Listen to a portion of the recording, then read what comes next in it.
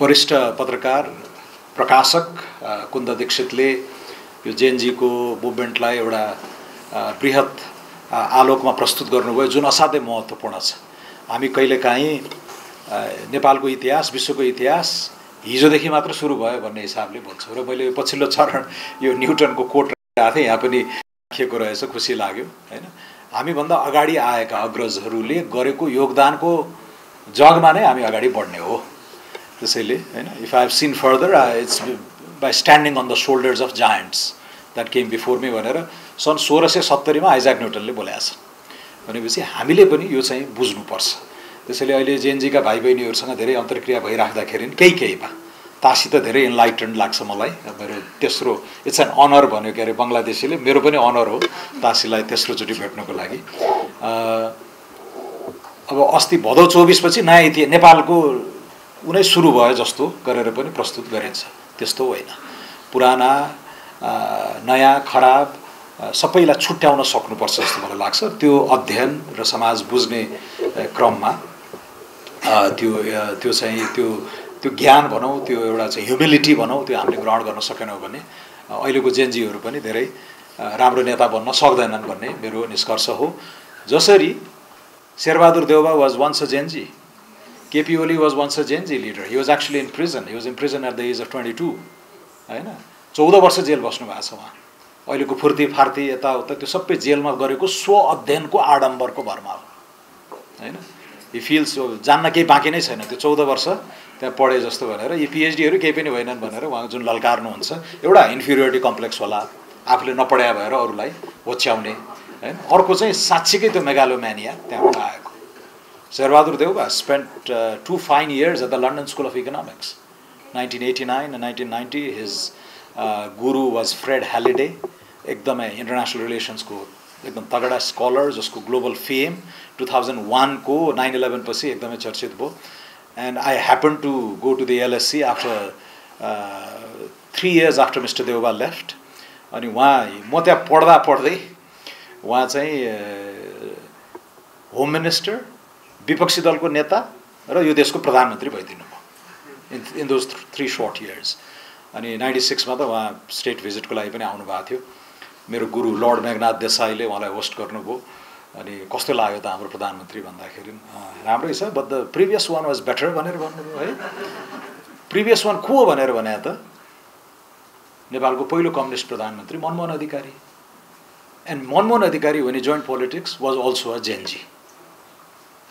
Quit India movement 1942, त्यो विश्वेश्वर प्रसाद कोइराला, मनमोहन अधिकारीहरू बेलायतीहरूलाई इन्डियाबाट लखेट्दै गर्दा अब नेपालमा पनि लोकतान्त्रिक रेजिममा हामी जानुपर्छ भनेर। सो यो हिजो भर्खर आएका जेएनजीहरूले हामीबाटै अब इतिहास सुरु भयो भन्ने चाहिँ फेरि त्यसलाई मैले नकारात्मक रूपमा भने होइन, यसले चाहिँ कुन्द दाइलाई थाहा छ, पोल पोटले इयर 0 भन्थ्यो क्या।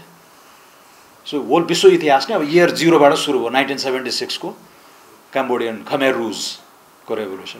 And that led to disaster हैन, पतनै भयो। 13 मिलियनको चाहिँ देश क्याम्बोडिया, त्यो at the end of 3 years 7 मिलियनमा झरेको छ क्या। Where did half the country go? They were killed हैन। अब त्यही स्केलको म्यासेकर, जब त्यो मेगालोम्यानिया त्यो खालको आडम्बर भयो भने चाहिँ माओइस्ट चाइना हैन 1950s 60s को स्टालिनका चाहिँ कुराहरू आउँछन्। त्यसैले हिस्ट्री पढ्नुपर्छ हैन, हिस्ट्री पढेर अगाडि जानुपर्छ जस्तो मलाई लाग्छ। सो त्यो प्रसङ्गमा मैले अलिकति कम्प्लिमेन्ट गरेको 1968 मा यस्तै स्टुडेन्ट रेभोल्युसन भएको थियो युनिभर्सिटी अफ, आजकल त च्याट जिपिटी छ, गुगल छ, मजाले हेरे भइहाल्यो। अहिले यहाँ बस्दा बस्दै पनि धेरै कुरा जानकारी आउँछ हैन। सोबोनदेखि लिएर बर्कले, एलएससीमा चाहिँ ठुलो स्टुडेन्टहरू भयो। Maybe Kunda was part of it, I don't know. 68 को कोलम्बियामा हैन। 1990 मा I was a JNG and I participated in त्यति बेलाको रेभोल्युसन। म 15 वर्षको उमेरको थिएँ। यहाँ गणेशमान सिंहहरूले चाहिँ बत्ती निभाऊ, ब्ल्याकआउट भन्यो भने म बुढानील कण्ठ स्कुलमा टेबल ल्याम्प निभाउँदै हिँड्थेँ हैन। त्यति बेला रेडियो बीबीसी सुनिन्थ्यो, रेडियो नेपालले त स्टेट ऊ भयो के अरे ब्यान भयो हैन, चाहिँ सेन्सर गर्थ्यो। सो सर्ट वेभमा बीबीसी सुनिन्थ्यो। केदारमान श्रेष्ठ कि Kedarman was the local reporter stringer here, Kedarman Singh AFP agence France प्रेसको करेस्पोन्डेन्टले चाहिँ फाइल गर्नुहुन्थ्यो। घुमाई फोन चाहिँ यस्तो अहिलेको एफएम जस्तो क्रिस्प आवाज आउँदैन थियो, short wave SW, many of you probably don't know, internet एराको मान्छेहरू होइन, त्यति बेला अनि घुमाई सुनिन्थ्यो। अनि आज रत्न पार्कमा यति प्रदर्शन भयो, यतिजना हताहती भयो, त्रिभुवन विश्वविद्यालयमा यति हताहती भयो भन्दाखेरि रोमाञ्चक लाग्थ्यो। र चैत 26 गते 2046, that will reveal my age, तर चैत 26 गते 2046 मा I was in Tundikhel when Girija Prasad Koirala said यो डेमोक्रेसीमा सबैको जित हुन्छ, सबैको जित हुन्छ, पञ्च जसलाई भर्खर हामीले ढाल्यौँ पञ्चहरूको पनि जित हो भन्दाखेरि हि वाज त्यो हुटिङ भन्छ नि, हार हु गरेर निकालेर पठाएको। And then poor Ganeshman Singh had to come and said म पनि जाउँ भनेर घुर्की लगाएपछि बल्ल the crowd was silence and I was there.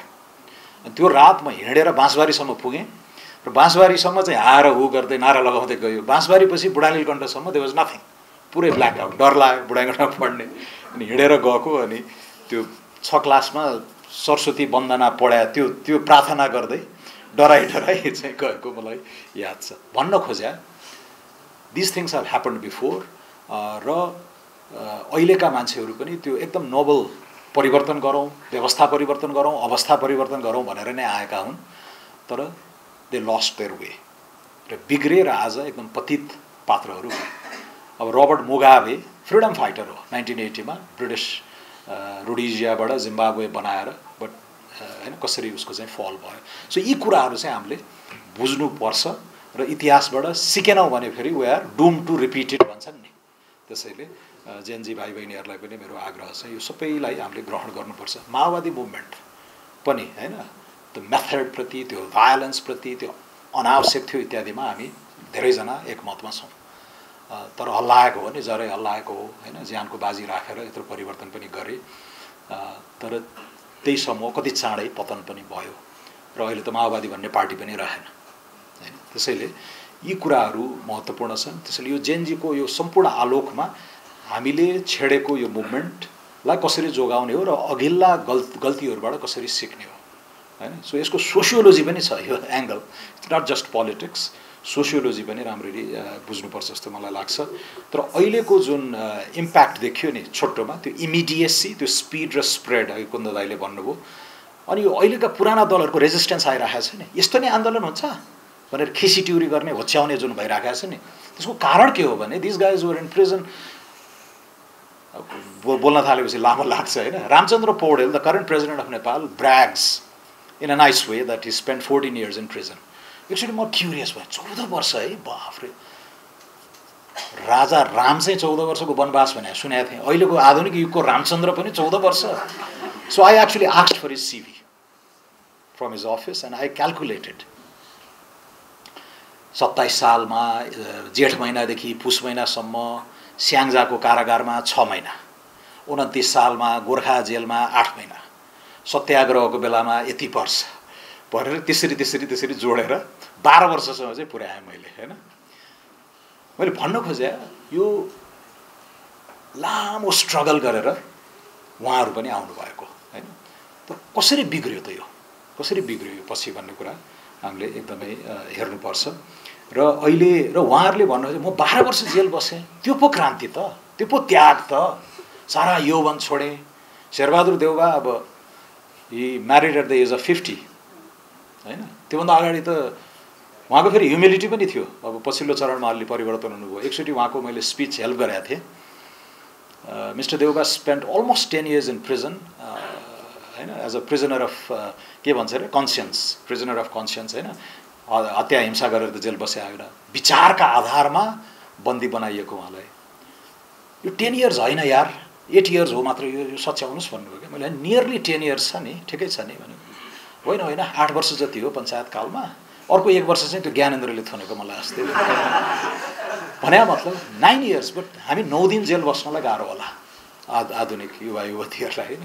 तर 9 years, सो उनीहरूलाई के लाग्छ भने बाफ्रे यत्रो ठुलो त्याग गरेर ल्याएको परिवर्तन पो परिवर्तन त, यो 27 घण्टामा देउबा ओलीको शासन ढल्ने परिवर्तन त कहाँ परिवर्तन हो र भनेर उहाँहरूको त्यो कग्नेटिभ डिसोनेन्स भइरहेछ क्या। मेरो लागि 14 वर्ष लाग्यो, 30 वर्ष लाग्यो नि। 17 सालको कु हुँदाखेरि the government that was toppled by king Mahendra 109 सिटमा 74 सिट लिएर आएको पार्टीलाई उहाँले सफाया गरिदिनु भयो। 8 जना टप लिडर्सलाई लगेर 8 वर्ष जेल राख्नुभयो। 6 जना टप लिडर्सलाई 8 वर्ष जेल, अर्को 8 वर्ष एक्जाइल, 16 वर्ष। And Baki party, 2/3 of that party, which had just received 2/3 mandate in 1959, Nepalको पहिलो parliamentary election मा, they joined the regime, राजाको regime, हैन? So त्यो टिकेर, त्यो temptations, त्यो हैन, त्यो सबै resist गरेर एउटा आस्थाको लागि नेपालको जुन विविधतापूर्ण बनोट छ, यो देशमा गरिब भए पनि we have to have a democracy, एउटा functional democracy that can aggregate our diverse preferences. त्यो मान्यता at a time when our literacy rate was 3-4%, at a time when सडक पिच गरेको भनेको त्यही बाइ रोडको बाटो बाहेक केही थिएन, दरबार हाई स्कुल बाहेक अरू स्कुलहरू कमै थिए। यद्यपि पद्म युद्ध र हुँदै 7 सालपछि नै एजुकेसन बुम भयो 15-16 सालमा। भनेपछि त्यो माहौलमा पनि त्यो लामो सङ्घर्ष गरेर आयो। नेल्सन मण्डेला 28 वर्ष जेल बसे। त्यो आलोकमा चाहिँ यो 27 घण्टामा ढाले पनि आन्दोलन हुन्छ भन्ने हो क्या। तर हो भयो, यही हो उहाँले भनेको इमिडिएसी, स्पिड र spread. This is why this is different, हैन? This is why this is potent भन्ने कुरा चाहिँ हामीले त्यो थियोराइज पनि गर्नुपर्ने भयो क्या। अब आन्दोलन भने चाहिँ 10 वर्ष जेल बसेपछि मात्र गरेको परिवर्तन मात्र भन्नेबाट भाष्यबाट अगाडि आउनु पर्यो। अहिलेको डेमोग्राफिक बनोट, प्रविधि, यो सबैले गर्दाखेरि this is it, this is our version of चाहिँ 30 वर्षको पञ्चायती रात्रिकाललाई ढालेको यस्तो उस्तो, हैन? सो त्यसरी बुझ्नुपर्छ जस्तो मलाई लाग्छ। लार्जर पोइन्ट चाहिँ Sher Bahadur Deuba was a Gen Z once. Nepal विद्यार्थी सङ्घको अध्यक्ष, नेपाल विद्यार्थी सङ्घको अध्यक्ष हुनुभएको विश्वेश्वर प्रसाद कोइरालाले अपोइन्ट गरे, हैन? र सो यो असाध्यै महत्त्वपूर्ण छ क्या। एन्ड सेम फिगर आज अर्कै रेपुटेसनल प्ल्याङ्कमा हुनुहुन्छ, हैन? सो यो किन भयो त? एउटा मान्छे, हैन, र देउवालाई सिङ्गल आउट गरायो भने होल जेनेरेसन नै, हैन, होल मुभमेन्ट नै। सो यसलाई पनि यो प्रवृत्ति क्या, पात्र होइन कि प्रवृत्तिको विश्लेषण चाहिँ गर्यो भने अहिलेको नयाँ पुस्ताले, नवयुवा पुस्ताले चाहिँ यसलाई सही ठाउँमा लान्छ जस्तो मलाई लाग्छ। राम गुरुङजीले अनफेयर अपर्च्युनिटिजको बारेमा कुरा गर्नुभयो, त्यो असाध्यै महत्त्वपूर्ण छ। र यसमा म के कम्प्लिमेन्ट गर्न चाहन्छु भने अहिले यो विदेश पलायनको छ नि जुन, ओहो यहाँ जब नभएर हो, हैन, जब भएन, अब इकोनोमिक अपर्च्युनिटी भएन, 12 घण्टा अस्ट्रेलियामा काम गर्यो भने त 6 महिनामा चट्ट कालो चस्मा लाएर मोबाइल, गाडी, अपार्टमेन्ट, फेसबुकमा स्मार्ट फोटो राखेर यहाँ पुरै सोसाइटीमा एउटा एनभी, ओहो। अनि अहिले नेपाल विदेश पठाउन नसक्ने फ्यामिली त फेलियर जस्तो। आइम जस्ट हिजो राति 12 बजे म आफ्नो कन्स्टिट्युएन्सी तनहुबाट फर्केको, कस्तो बर्बाद भइसक्यो। छोराछोरीलाई त्यो पियर प्रेसर हुन थालेछ अहिले, यिनीहरू something wrong with the kids, विदेश जान नसक्या भन्ने खालको भाष्य बन्न थाल्यो। त्यसैले त्यो 1-2 वर्षलाई भए पनि अस्ट्रेलिया टेकाउनै पर्ने, त्यस्तो समेत चाहिँ प्रेसर हुन थालेछ अहिले। यो मफसल भन्छ नि त्यसमा। त्यसैले यो पनि अब sociological phenomena to be studied. तर आर्थिक सँगसँगै राजनीतिक कुशासन, भ्रष्टाचार विरुद्ध पनि भयो। म अहिले तेस्रो डाइमेन्सनमा अलिकति, I want to compliment this, एकजना पिएचडी स्कलर यहीँ आइआइडिएसमा पनि आबद्ध पूजन अधिकारी बेजिङमा हुनुहुन्छ, अहिले पिएचडी गरेर आउनु भएको छ, उहाँसँग कुरा भइरहेको थियो। एक्चुअली थर्ड पनि छ, न्यायिक जुडिसियल एङ्गल पनि अहिले हेर्नुपर्ने भयो। यो देशमा मैले समाउने हाँगो भएन भने त मलाई न्याय हुँदैन। कथम कदाचित कसैले कराप झ्याप भन्छ नि नेपाली भाषामा, कराप झ्याप पारेर जेलमा हालिदियो भने, if I don't know somebody, if I don't come from the right class, connection छैन भने त म त डुम्ड। अब यो पोलिटिक्स जस्तो नहोस्। रवि लामिछाने इज उसमा प्रिजनमा, अस्ति म उहाँलाई भेट्न गएको थिएँ, उहाँले भन्नुभयो नि एउटा प्रोफाउन्ड कुरा, स्वर्णिमजी यो जेल जुन एफिसियन्सीका साथ चलेको छ, यो जेल त्यो एफिसियन्सीका साथ बाँकी देश चल्यो भने त गजब हुन्थ्यो भन्नुभयो क्या। And apparently the jail runs यति स्मुथली, त्यहाँ प्रहरीहरूको इन्क्रोचमेन्ट हुँदो रहेनछ। सो द बन्दीज देमसेल्भ्स म्यानेज द भित्र प्रिजन। पुलिस त एउटा त्यो गेटपछि भित्र छिर्न नपाउने रहेछ। अब राइट साइड भयो भने जाला, नत्र एभ्रिथिङ इज अन टाइम। चट्ट 11 बजे खाना भनेपछि एकदम डिसिप्लिन, एकदम बसेर त्यहाँ पसल छ, त्यहाँको आफ्नै जेल इकोनोमी हुँदो रहेछ। मैले यो चप्पल, नयाँ चप्पल लाउनु भएको थियो अस्ति, यो चप्पल यहीँ किने भन्नुभयो उहाँले, हैन? अनि त्यसपछि मैले सोधेँ बाबरे अनि कसले who are this guys many of them are convicts कोही रेपमा कोही मर्डरमा त्यस्ता मान्छेहरू पनि छन् and they are the ones running the system from within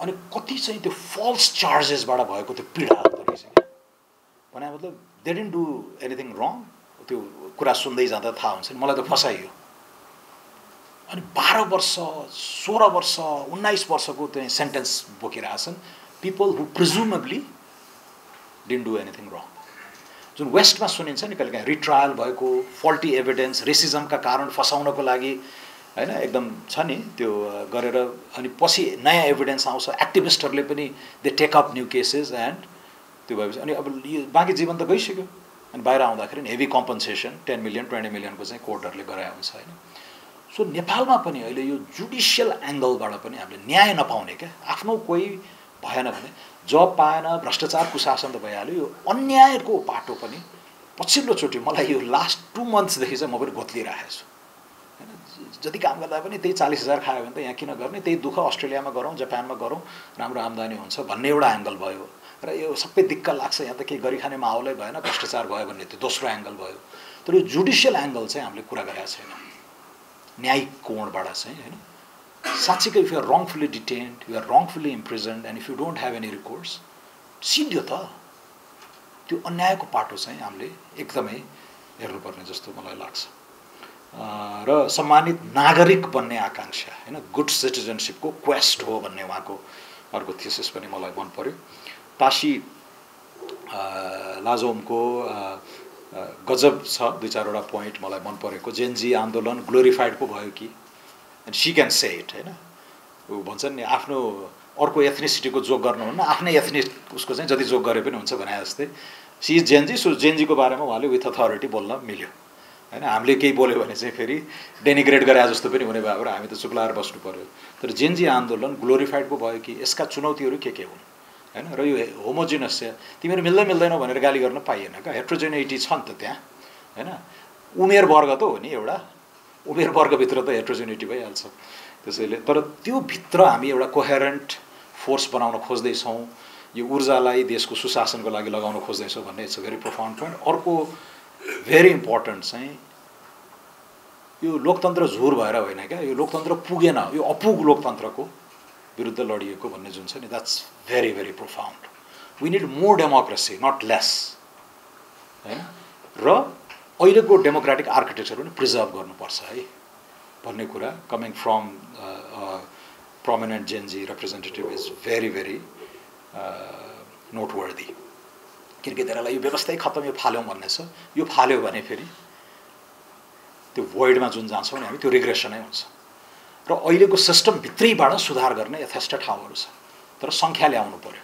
mandate ल्याउनु पर्यो धारा 274ले बकाइदा संविधानमा बन्न परेको चिज सबै संशोधन गर्न पाइन्छ भनेको छ धारा 275ले जनमत सङ्ग्रहमै पनि लान पाइन्छ रेफरेन्डममा पनि जुन इस्युमा पनि लान पाइन्छ सो त्यही भित्र भएका अरू तमाम तर सङ्ख्या आउनु पर्यो head count matters and this is where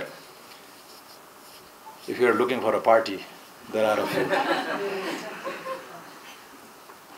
अनि यो फ्रुटलेस डेमोक्रेसी फ्युटाइल डेमोक्रेसी इत्यादिका कुराहरू हैन हामी कहाँ यो डेमोक्रेसी त डेमोक्रेसी तर फरिद जकारियाले उहिले लेखेका थिए हैन rise of A liberal democracy भनेर 97 मा त्यो पोइन्ट अहिले पनि लागू हुन्छ क्या हैन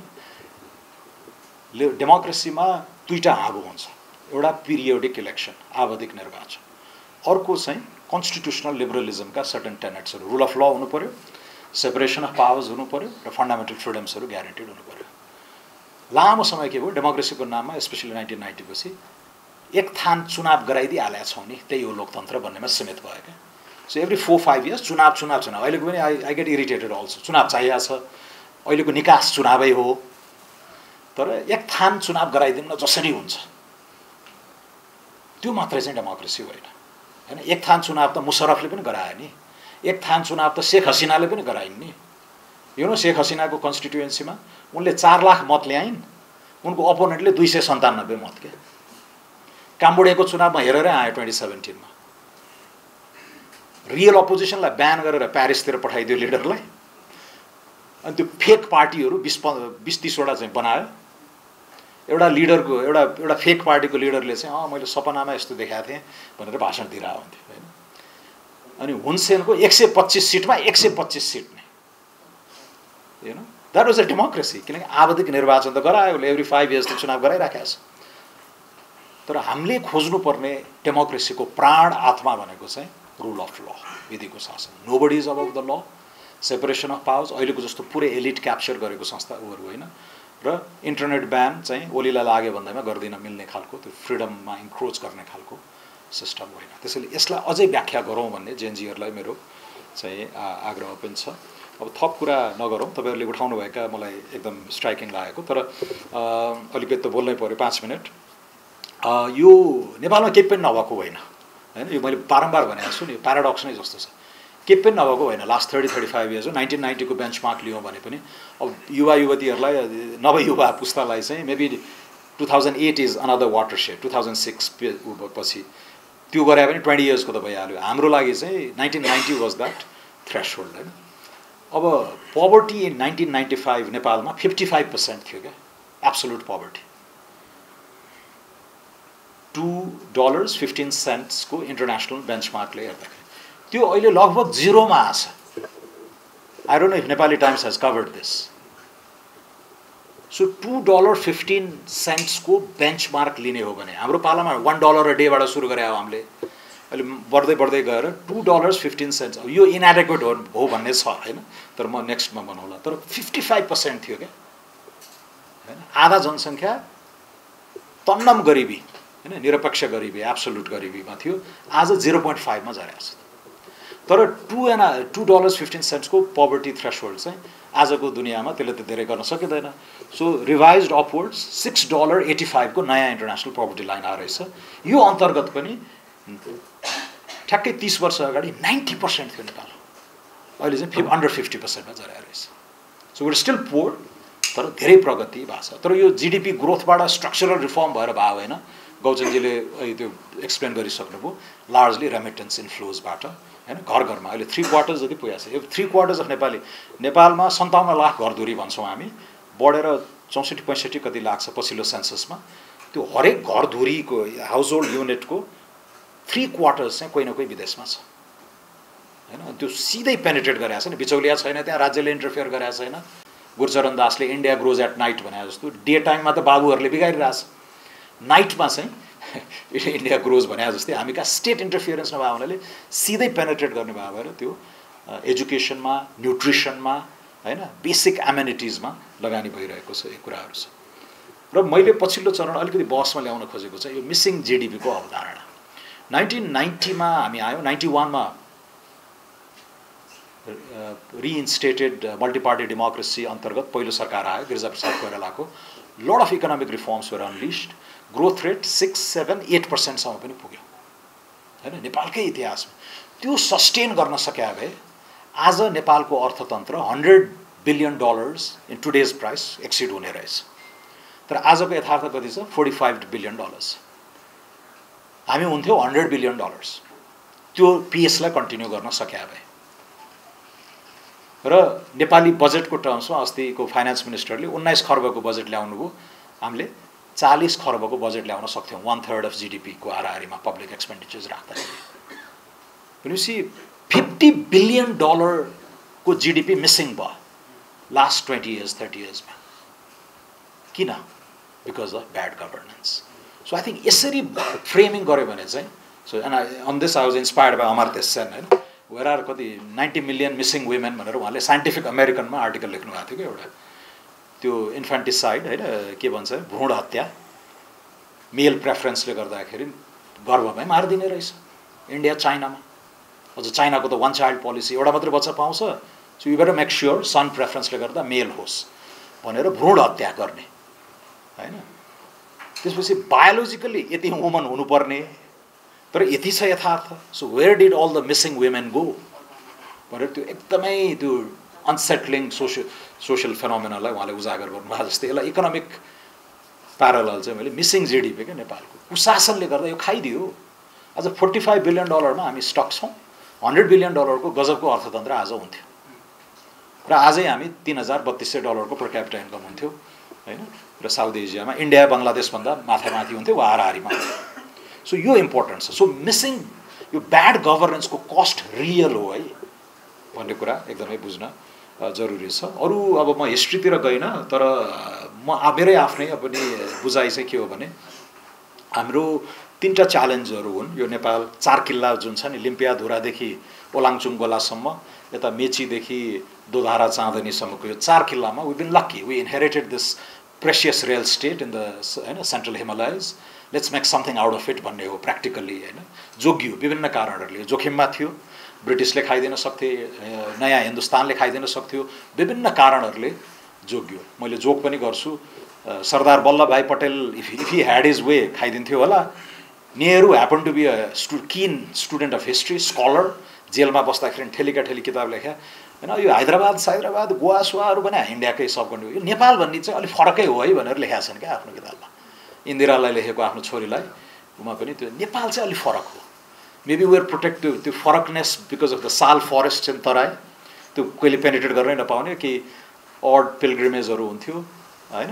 यो ओपन अप भएपछि मात्रै हो। सो हाम्रो त्यो डिस्टिङसन, नेहरू हिस्ट्रीको विद्यार्थी भइदिया हुनाले जोगिया जस्तो लाग्छ क्या मलाई हैन।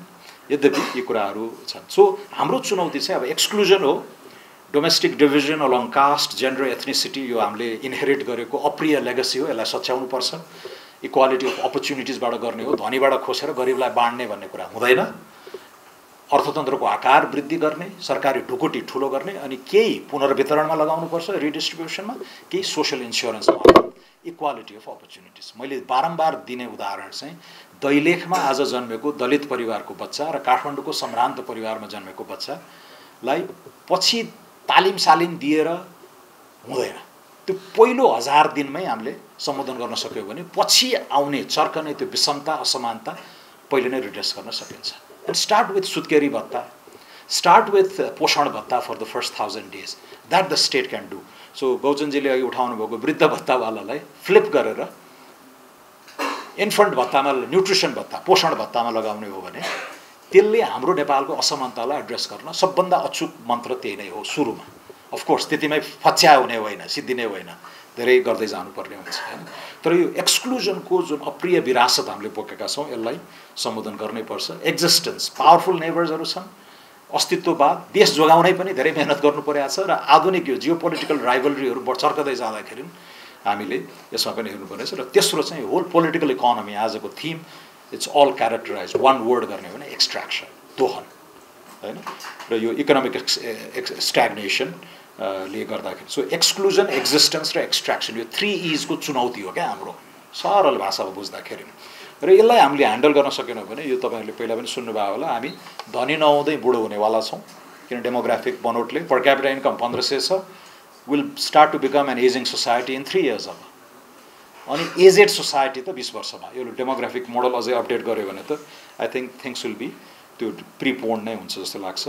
अर्बन त भयौँ, तर वी हेभन्ट मिनिङफुल्ली इन्डस्ट्रियलाइज नबनाऊ, एकदम त्यो हार्ड कोर वेस्टर्न सेन्सको इन्डस्ट्रियलाइजेसन हामा कहिले पनि भविष्य छैन। तर मोडर्नाइज भनौँ न, मोडर्न इकोनोमी नबनाउँदै we become an urban society हैन।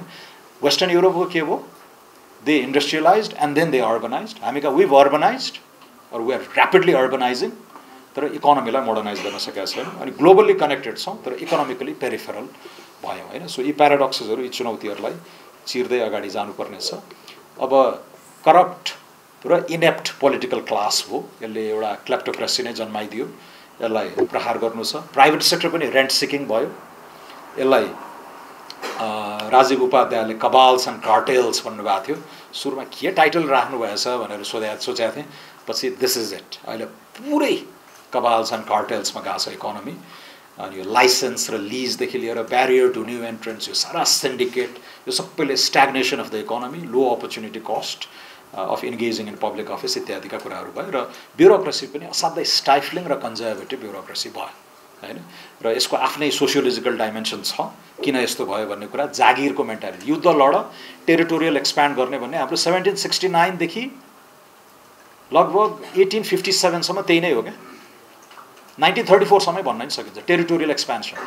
त्यसैले युद्ध लड्न हो, दिने पैसा छैन, तर युद्ध लडेर जित्यो भने चाहिँ जागिर दिन्छु। जागिर भनेको जग्गा।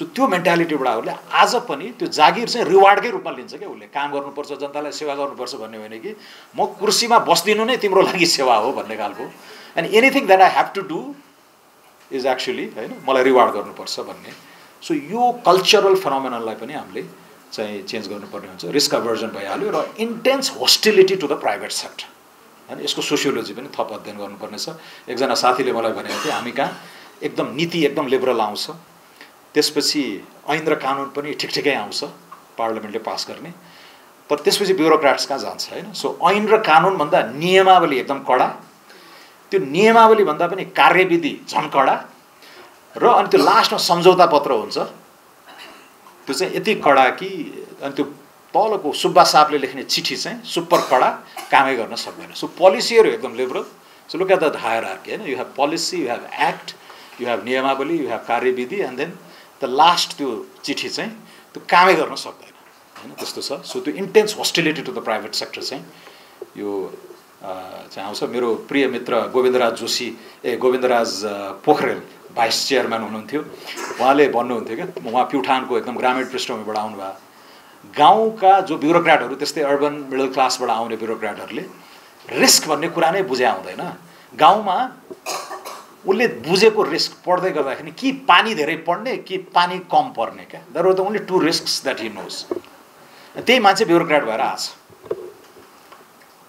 प्राइभेट सेक्टरको चाहिँ एउटा फाइल 2 हप्ता अड्काइदियो भने कति लस हुन्छ भन्ने कुरा उसले बुझाउनै बाँकी छ क्या हामीले सो त्यो कुरामा अब होल प्याराडाइम सिफ्ट चाहिँ हामीले गर्नुपर्ने हुन्छ I am looking at you Tashi finally अब अकाउन्टेबिलिटी ट्र्याप इत्यादि मैले अलिअलि थियोराइज गरेका कुराहरू पछि सेयर गरौँला सो रिफर्म कताबाट गर्ने त भन्दाखेरि हाम्रो जानुपर्ने कहाँ हो त पोलिटिकल सिस्टम लिबरल हुनैपर्छ यति डाइभर्स कन्ट्रीलाई बाँध्ने लिबरल सोसाइटी नै हो होइन सोसियल हाम्रा नर्म्सहरू हाम्रा सोसियल कन्ट्र्याक्टहरू जस्ट हुनैपर्छ यस्तो विभेदपूर्ण संरचना इनहेरिट गरेका छौँ कि यसलाई न्यायिक एथिकल मोरल जस्ट बनाउँदै लानुपर्ने नै हुन्छ र अर्थतन्त्रलाई धनी बनाउनै पर्नेछ होइन नभए सो लिबरल जस्ट र एफ्लुएन्ट चाहिँ पोलिटिकल इकोनोमीतिर हाम्रो क्वेस्ट हुनुपर्छ इकोनोमीमा सुरु गर्ने भनेको यो level playing field that is competitive र हाम्रो अर्जुन दृष्टि भनेको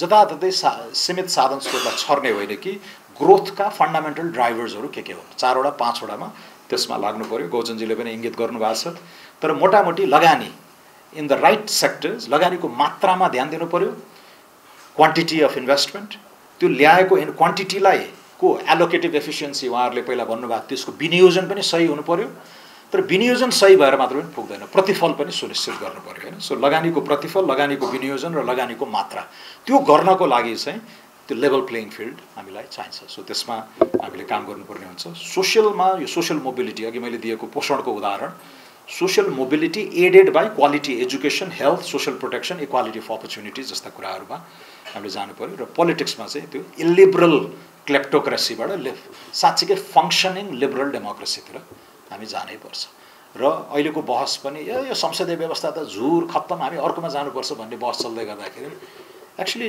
वाट वी स ओभर द लास्ट 30 इयर्स के संसदीय व्यवस्था यही हो त होइन नि यो त नेतातन्त्र गुटतन्त्र ओलीतन्त्र हो नि त होइन त्यसैले त्यो पनि अलिकति त्यो नुवान्स पनि लेट्स नट लुज इट किनकि नभए हामी खालि यो व्यवस्थाको एक्सपेरिमेन्टेसनमा बिताउने भयो क्या पेन्डुलम एक्सट्रिम गरेर जाने भयो अन्तमा अब मेरो होप भनेको अघि 3 E's भने जस्तै 3 D's छ डेमोग्राफी नै हो and this is where the Gen Z picture comes in they are the agent of change अब तर उहाँहरूलाई पोलिटिकल प्रोसेसमा ल्याउनु पर्यो तर आन्दोलन गर्न जानु अघि पनि बाबुआमाबाट 1000 रुपियाँ मागेर जानुपर्नेहरूले चाहिँ आफ्नो सामर्थ्य हेर्नुपर्छ होइन त्यो कसरी सस्टेन गर्ने what is your source of income अहिलेको होल पोलिटिकल क्लास भ्रष्ट हुनुमा 95% won't be able to say what is their source of income lifestyle त गजब छ हैन तर तिम्रो आम्दानीको स्रोत के हो भनेर सोध्यो भने सक्दैन त्यसैले पोलिटिक्समा एस्पायर गर्दै गर्दाखेरि मेक श्योर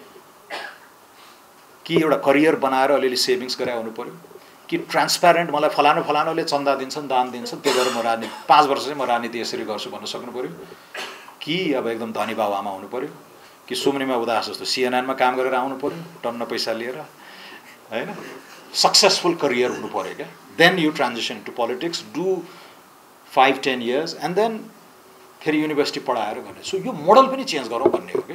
सो जेनजीको पुस्ताले अहिले बुझ्नुपर्ने मलाई के लाग्छ भने पुरानो पुस्ता 30 वर्ष दुःख गरेर आयो, सारा स्याक्रिफाइस गर्यो र उसलाई अहिले ब्याज उठाइरहेछ क्या, ऋण र ब्याज उठाइरहेछ. अब हाम्रो पुस्तालाई ल त्यो पनि दिउँ, तिमीले लड्यौ, व्यवस्था लिएर आयो, लिबरल हामीले बोल्न पाउने यो स्वतन्त्रतापूर्वक सिस्टम लिएर आयो भन्ने छ. तर अबको पुस्ता चाहिँ करियर मोडमा जानुपर्छ भन्छु म. नाम दाम प्रतिष्ठा अन्त कमाएर 5 वर्ष 10 वर्ष 15 वर्ष स्ट्रिक्ट टर्म लिमिट म राजनीतिमा आएर सेवा गर्छु, त्यसपछि म जान्छु. म बेलायतमा जेनजी हुँदा म बेलायतमा थिएँ. त्यति बेला देखा चिनिया नेताहरू this is the future prime minister भन्थे, कोही चाहिँ this is the best prime minister we never had भन्थे ऱ्याप बटलरहरूलाई. They have one shot and then they retire. David Miliband अहिले चाहिँ न्युयोर्कमा एउटा एनजिओ चलाएर बसिरहेछ. एकदम एबल फरेन मिनिस्टर, टोनी ब्लेयरको पहिलो foreign minister, you would have been prime minister. Ralph Miliband भन्ने एकदम मार्क्सिस्ट थियोरिस्टको छोरा. एड मिलिब्यान्ड भन्ने उसको भाइ फरेन मिनिस्टरसँग भयो, अहिले त फर्केर आएर एडभाइजर भइरहेछ. हामी कहाँ त माथि तल झर्नै नहुनेछ. विलियम हेग फरेन सेक्रेटरी गजब किताब लेखेर बसिरहेछ होइन. सो यो मोडल नै चेन्ज गर्नु पर्यो क्या हामीले. यो पहिला गरेकोलाई राजनीतिमा आउने चाहिँ सेवाकै लागि हो, दोहनको लागि होइन, लुट्नको लागि, आमदानीको लागि होइन, ब्रह्मनालमा नपुगेसम्म राजनीति गरिराख्ने भन्ने. सो यो फ्लिप गर्ने, यो thinking about who comes into. र अहिले कग्नेटिभ डिसोनेन्स पुराना नेताहरूको होइन, 14 वर्ष जेल लगेको पनि आन्दोलन हुन्छ र भने जस्तै सेकेन्ड जेनेरेसनवालाहरू पनि कग्नेटिभ डिसोनेन्समा छ क्या. हामीले पनि त 20 वर्ष लगाइसक्यौँ नि, ढुङ्गा हान्यौँ, क्याम्पस तोड्यौँ, रेलिङ भत्कायौँ, त्यसरी पो आउने हो. सजिलोसित चाहिँ कहाँ पाइन्छ भन्ने एटिट्युड छ नि अघिको नाम लिएका पात्रहरूको, त्यो दोस्रो पुस्ता जेनेरेसनवालाहरू. यो फ्लिप गर्नुपर्ने भयो र जेनजिज क्यान डु इट. यसरी गर्ने हो अबको पोलिटिक्स. पोलिटिक्समा आउनेहरू र यो ब्यारियर टु एन्ट्री हामी जस्तालाई आउनको जुन छेकबारहरू छन् त्यो यसरी भत्काउने हो भन्नेमा जेनजीले काम गर्नुपर्छ जस्तो मलाई लाग्छ. नै एजेन्ट फर चेन्ज हो. र डायस्पोरा यो अर्को डी यसमा मिसिएर आउँछ. दोस्रो डेमोक्रेसी तर क्लिन्ड अप सिस्टम होइन, फङ्सनल डेमोक्रेसी. त्यो अघि भनेका दुईवटा हाँगाहरूलाई साँच्चीकै अनर गरेर होइन, आवधिक निर्वाचनलाई अब फ्री फेयर गर्ने छँदैछ. तर त्यो रुल अफ ल, सेपरेसन अफ पावर्स अहिले सबै एलिट क्याप्चर छ क्या. सबै यो इम्प्युनिटी हुनु कारण पनि एलिट क्याप्चर हो. र यसले गर्दाखेरि चाहिँ जुन क्लेप्टोक्रेटिक इलिबरल डेमोक्रेसी हामी गयौँ. त्यो तेस्रो चाहिँ इकोनोमिक कुरा हो. त्यो चाहिँ डिस्टेन्सबाट हामी सक्छौँ. डेन्सिटी र डिजिटलाइजेसन जस्ता कुराहरू होइन. भारत चीनको लोकेसन सँगसँगै हामी ल्यान्डलक्ड भएको हुनाले जानुपर्ने वेटलेस डिस्टेन्सलेस भन्ने कुराहरू यो हामीले 10-15 वर्षदेखि बोलिरहेको कुरालाई अहिले अलिकति ट्र्याक्सन लिएको छ थ्याङ्क्स टु आइआइडिएसकै रिसर्च अन डिजिटलाइजेसन 2.0 आउँदैछ. अब त्यसले चाहिँ it's showing the way. Hydro पनि हो, टुरिज्म पनि हो, हाई भ्यालु एग्रिकल्चर पनि हो, अलिअलि एनर्जी इन्टेन्सिभ ग्रिन म्यानुफ्याक्चरिङमा पनि if we are part of the regional value chain पनि हो. र अल्टिमेटली डिजिटलाइजेसन र नलेजमै हो, किनकि त्यसले चाहिँ ट्रान्सेन्ड्स बोर्डर्स होइन. र म्यानुफ्याक्चर हुँदा युआर ट्र्याप्ड, त्यही भित्रकै वर्कफोर्स सानो आफ्नो बोर्डरमा सीमित भयो. डिजिटलाइजेसन चाहिँ the whole world is your market. त्यही भएर सर्भिसेस एक्सपोर्ट लगायतले चाहिँ हामीलाई त्यो अनलिमिटेड एक्सपान्सन गर्न चाहिँ सम्भावनाहरू पुग्छ. हस् त ल, धेरै धेरै धन्यवाद.